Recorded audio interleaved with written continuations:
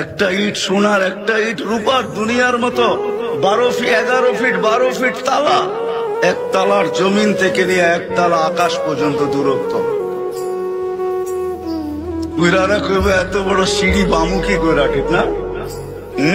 জমিন থেকে আকাশ পর্যন্ত সিঁড়ি বেয়ে উঠতে না কি? হ্যাঁ কি সত্য তো? হ্যাঁ, দুনিয়া এক্সেলেটর নাই, আল্লাহ কি এক্সেলেটর, সুপার এক্সেলেটর লাগায় দিবে, সুপার লিফট লাগায় দিবে। ওটা বটনে চলবে না, মনে চলবে। আপনি বলবেন 90 তলায় যাব, মধ্যখানে যদি মনে আসে দেখি 29 তালারটা কি করে একটু দেখা যায়। মনে হয় বোঝেন না 29 তালারটা কি করে, মনে হয় বোঝেন না। কি বুঝছেন? হ্যাঁ, প্রত্যেক তালা একটা একটা থাকবে। হায় হায় হায়, যুবক তো শুধু শুধু পাগল হয় নাই, সারা রাত্র নামাজ, সারা দিন রোজা। ইমাম কর্তুবী লেখছেন, নাইলে বলতাম না। সারা রাত্র নামাজ, সারা দিন রোজা। প্রতিবেশী সবাই বলতেছে তার কিন্তু ছিড়বে যা অবস্থা দেখতেছি। সারা রাত্র ঘুমায় না, সারা দিন রোজা থাকে, তার মনে হয় ছিড়বে। একদিন সকালে বাহির হয়েছে চিৎকার দিতে দিতে, আইনা আইনা আইনা কোথায়? সবাই ছুটে আসছে, বলছি না তার ছিড়বে। ছিঁড়া গেছে তার, ওই যে দেখো চিৎকার দিতেছে আইনা আইনা। জিজ্ঞাসা করছে তুই কি বলস? আইনা কোথায়? আইনা আবার কি জিনিস?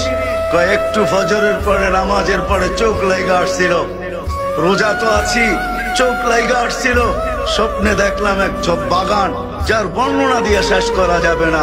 জান্নাতের বাগানের বর্ণনা আর কে দিবে? ওটার ভিতরে ঝর্ণা, এমন মেয়েরা পানি ভরতে আসছে যাদের রূপের বর্ণনা দেওয়া যায় না। আমি যখন কাছে গেছি সবাই চিৎকার দিয়ে উঠছে, আইনার জামাই আসছে। ভাবলাম এদের ভিতর থেকে কেউ হবে। যখন আরো কাছে গেলাম, বললো আমরা কোথায়? আমরা না, আমরা তো তার কৃতদাসী, আমরা তো তার খাদেম, তার জন্য পানি বইরা নিতে আসছি। সে তো আগে, তো আমি দৌড় দিলাম, দেখলাম আরেকটা ঝর্ণা।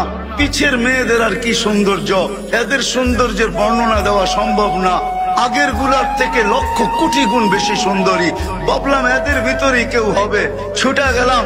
এরাও বললো আমরা কোথায়? আইনা তো সামনে। বলে আবার দৌড় লাগাইলাম, দেখলাম মুক্তার এক ঘরের গেটে কেউ দাঁড়ায় আছে, যার রূপের বর্ণনা আমার দ্বারা সম্ভব না, কোন সৃষ্টির দ্বারাও সম্ভব না। আমি ভাবলাম এটাই হবে, দিলাম জাম্প।